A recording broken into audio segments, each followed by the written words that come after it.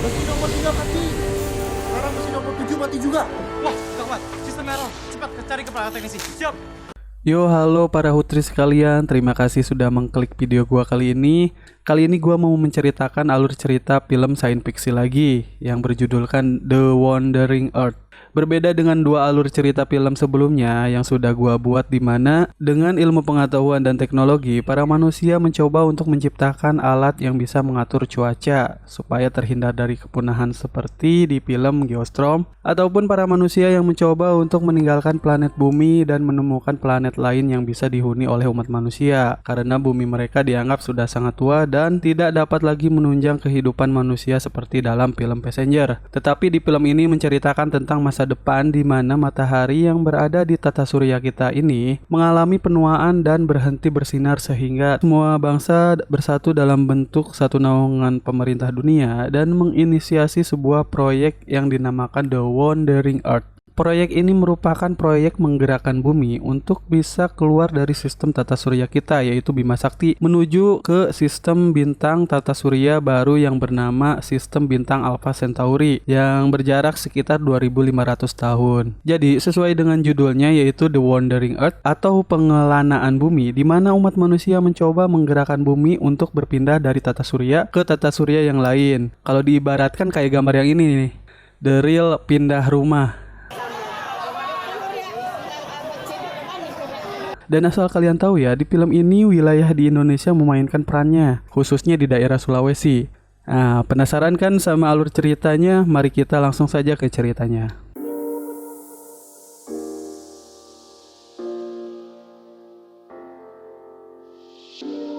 Awal cerita kita diperlihatkan di mana ada seorang ayah bernama Liu Pei yang sedang berbincang kepada anaknya yang masih kecil bernama Liu Qi, di mana dirinya mengatakan bahwa dia akan melakukan misi yang sangat penting dan pergi jauh. Lalu dia berkata bahwa mereka akan bertemu lagi ketika anaknya itu sudah bisa melihat planet Jupiter tanpa menggunakan teleskop. Si ayah pun menitipkan anaknya kepada si kakek yang diperankan oleh Eng Mantat yang biasa ada di film Boboho ya. Dan di film ini dia dipanggil Han Jiang. Si ayah meminta si kakek untuk bisa menjaga dan merawat anaknya. Si ayah pun memberikan ID miliknya kepada si kakek untuk bisa tinggal di kota bawah tanah. Scene selanjutnya kita diperlihatkan dengan kondisi bumi di mana terjadi bencana-bencana di seluruh dunia dan juga kondisi suhu matahari yang meluas sehingga mengancam kehidupan manusia di bumi yang dalam 100 tahun lagi matahari itu bisa saja menelan bumi. Kondisi ini membuat seluruh negara di dunia bersatu dan melahirkan satu naungan pemerintah yang diberi nama UAG atau Perserikatan Negara Bumi. Seluruh dunia pun pada akhirnya membangun ribuan mesin yang berfungsi untuk menggerakkan bumi, untuk menjelajahi angkasa luar hingga ribuan tahun, dan membuat stasiun luar angkasa sebagai navigasi untuk memastikan bumi berputar pada porosnya selama perjalanan tersebut. Dikarenakan kondisi cuaca yang semakin memburuk, UAG juga membangun kota bawah tanah sebagai tempat pengungsian umat manusia sampai bumi menemukan rumah barunya. Namun, sayangnya untuk bisa tinggal di kota bawah tanah itu dipilih dengan cara pengundian karena tidak semua umat manusia bisa tinggal di kota bawah tanah tersebut. Singkat cerita, misi pengembaraan bumi pun berjalan dan scene berpindah di 17 tahun kemudian, di mana memperlihatkan seorang laki-laki. Dia adalah si Liu Qi, anak yang ada di scene awal-awal tadi yang sudah tumbuh besar. Dia mencoba untuk mensabotase sistem kelistrikan di sekolah. Hal ini dilakukan untuk mengajak mabal adiknya yang bernama Han Dodo untuk bisa pergi ke permukaan bumi. Namun sebelum itu, mereka memerlukan baju thermal untuk bisa bertahan dari kondisi di permukaan dan juga ID untuk bisa lolos dari para penjaga atau petugas. Mereka pun menemui ketua bandit atau mafia yang ada di kota bawah tanah itu yang bernama si Yige untuk meminjamkan baju thermal dan juga ID yang dibutuhkan untuk ditukarkan dengan alat hyper milik si Liu Qi dan juga buruhnya sate usus Mang Suad ya. Setelah kebutuhan mereka diberikan, si Yigi pun meminta mereka untuk mengembalikan baju tersebut besok hari. Namun si Liu Qi sebenarnya tidak berniat untuk kembali besok hari. Si Yigi yang menyadari hal itu pun marah dan terjadilah keributan di markasnya si Yigi itu.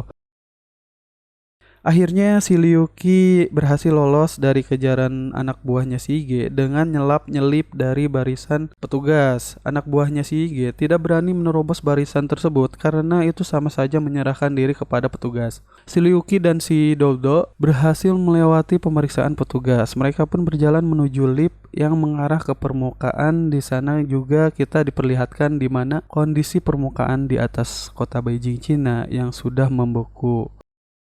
Sesampainya mereka di permukaan, mereka pun pergi ke salah satu truk pengangkut bahan bakar mesin bumi yang disebut transporter. Si Ryuki yang sebenarnya baru pertama kali datang ke permukaan, dia mencoba untuk menggunakan transporter itu dengan menggunakan SIM-nya si Hanjiang atau kakeknya.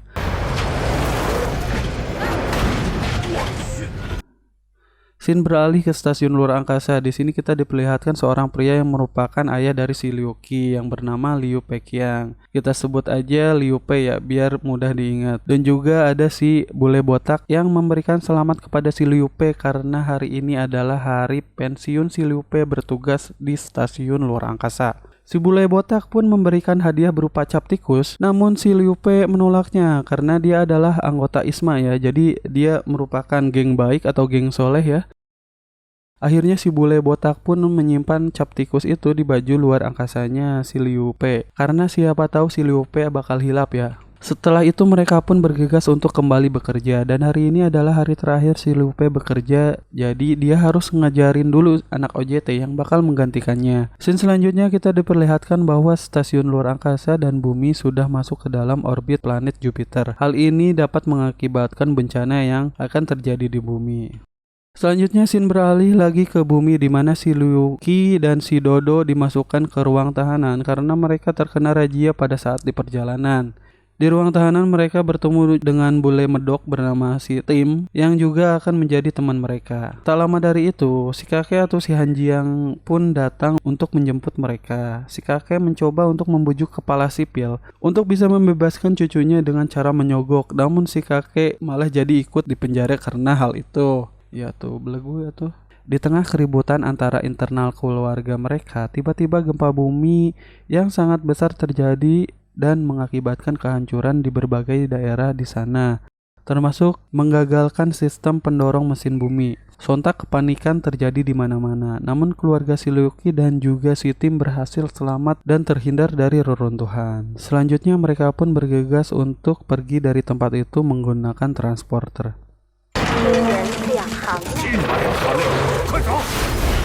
Scene selanjutnya kita diperlihatkan peran mesin pembangkit bumi yang berada di Sulawesi mati, dan coba dengerin deh.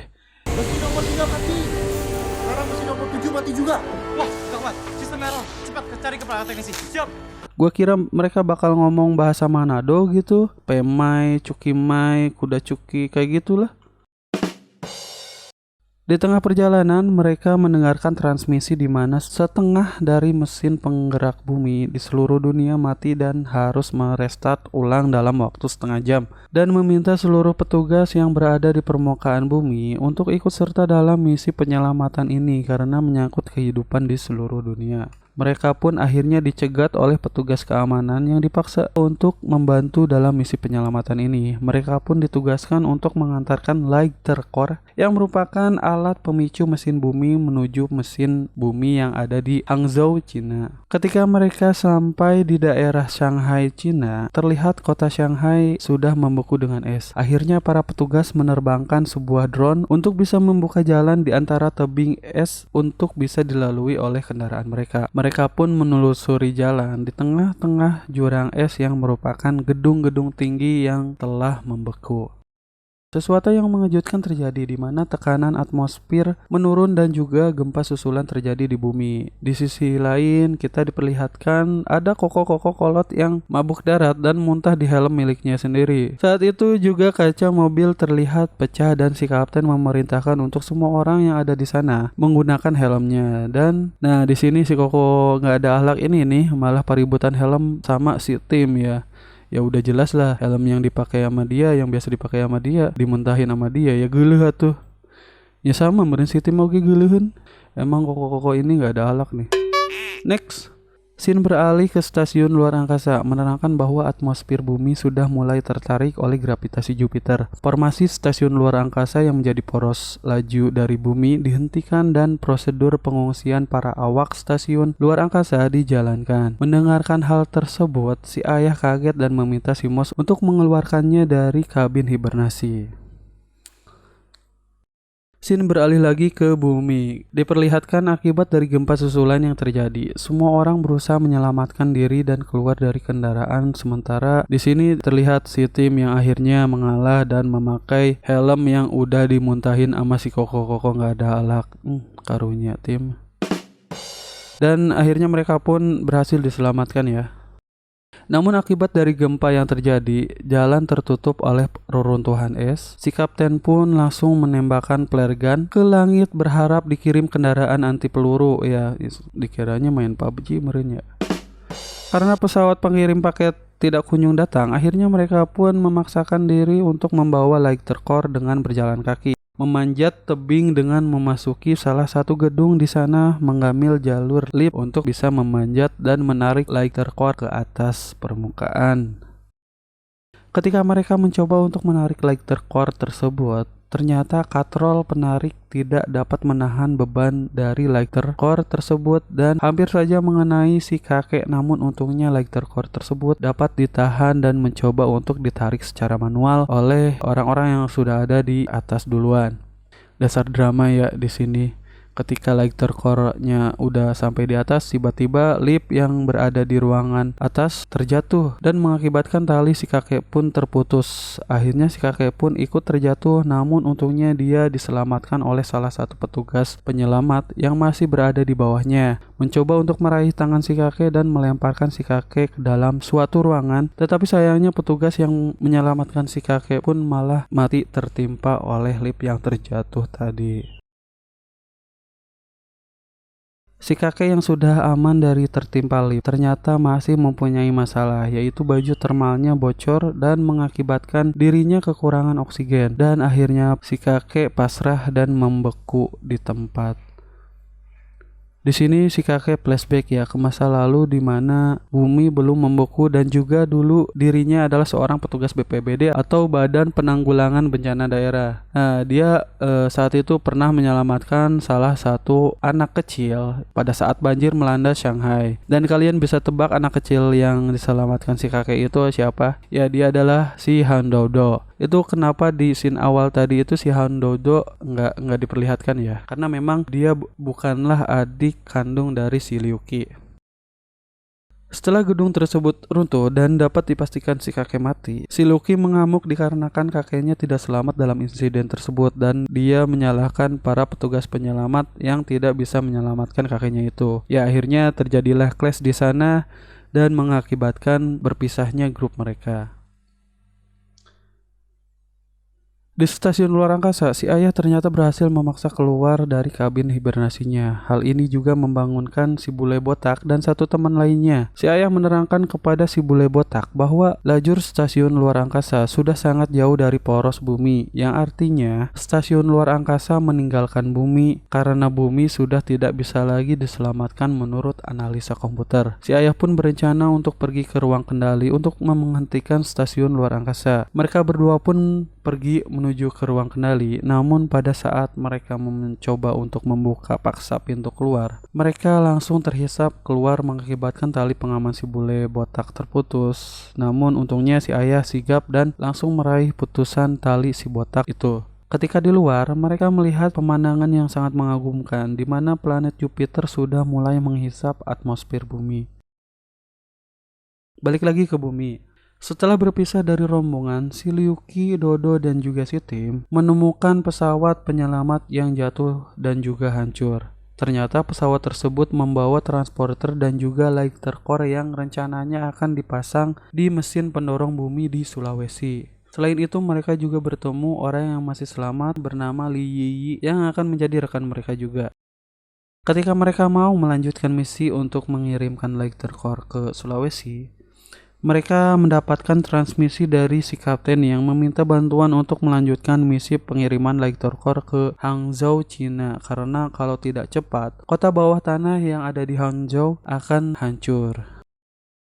Dan memang benar, si kapten dan rombongannya terlambat mengirimkan Lector Core tersebut dan melihat bahwa kota bawah tanah di Hangzhou sudah hancur. Situasi di antara mereka pun mulai chaos, depresi karena gagal ditambah ada salah satu di antara mereka yang mati karena kedinginan. Di tengah kekacauan di antara mereka, tiba-tiba ada transporter yang menghampiri mereka. Si kapten pun yang sudah pasrah memberikan informasi kepada transporter tersebut bahwa misi penyelamatan sudah gagal dan meminta mereka untuk kembali. Ternyata yang ada di transport tersebut adalah kelompoknya si Liu Qi. Dengan sikap dewasanya yang sudah tidak berperan lagi dan tidak dendam, membawa harapan dan meminta bantuan kelompok si kapten untuk bisa membantu mereka menyelamatkan Sulawesi. Dan akhirnya mereka pun bergabung kembali untuk menyelamatkan Sulawesi. Nah ini buat kalian para cowok-cowok ulah sok kebaudan ya. Balik lagi ke stasiun luar angkasa. Di tengah perjalanan menuju ruang kendali, si ayah dan si bule membicarakan tentang masa depan bumi. Si bule mengatakan bahwa butuh 2500 tahun untuk es di bumi bisa mencair. Dan dengan bijaknya si ayah bilang bahwa tidak apa, karena anak dari anak-anaknya A few moments later. anaknya kita itu bisa saja menikmati saat itu. Setelah hampir dekat dengan ruang kendali yang berputar-putar, mereka mencoba melompat namun percobaan pertama gagal. Dan ketika percobaan kedua, tiba-tiba si MOS atau komputer keamanan mendeteksi bahwa mereka sebagai ancaman dan menyerang mereka dengan menghembuskan udara, sehingga si bule botak terpental dan membuat helmnya menjadi retak. Mengetahui hal tersebut, si bule dengan heroiknya mencoba untuk mendorong si ayah supaya dapat meraih ruang kendali walaupun mengorbankan dirinya. Ya, makasih bule botak ya. Alhasil si bule mati dan si ayah berhasil masuk ke ruang kendali tersebut. Hal ini dianggap pelanggaran oleh sistem keamanan mengakibatkan hak akses milik si ayah dicabut. Karena si MOS Bacewae, dia pun akhirnya menghancurkan robot tersebut. Namun ternyata si MOS cadangan datang dan mengatakan bahwa sistem keamanan bukan tidak patuh, tetapi justru menjalankan misi yang sudah ditandatangani oleh para petinggi negara. Robot keamanan itu mengatakan bahwa semua kemungkinan untuk menyelamatkan bumi sudah dianalisa dan semuanya memiliki tingkat keberhasilan yang sangat kecil. Sehingga para petinggi memutuskan untuk mengevakuasi para awak yang berada di stasiun luar angkasa dan mengorbankan bumi. Robot itu juga memberikan informasi bahwa dalam waktu 3 jam lagi, planet bumi akan memasuki atmosfer Jupiter dan kehancuran pun tidak bisa dihindarkan.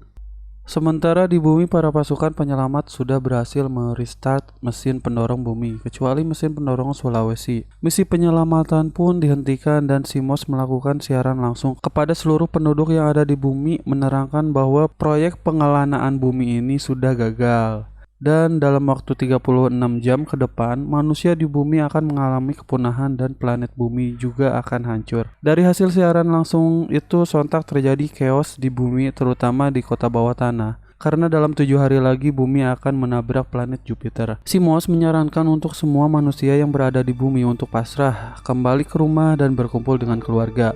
Bahkan salah satu anggota tim penyelamat saking depresinya dia mencoba untuk nge-brand planet Jupiter itu, pajarkeun ngaruh gitu makanya. Tolol. Si Liu Pe atau si ayah pun sama, dia merasakan depresi dan diminta oleh si MOS untuk kembali ke kabin hibernasinya untuk hibernasi.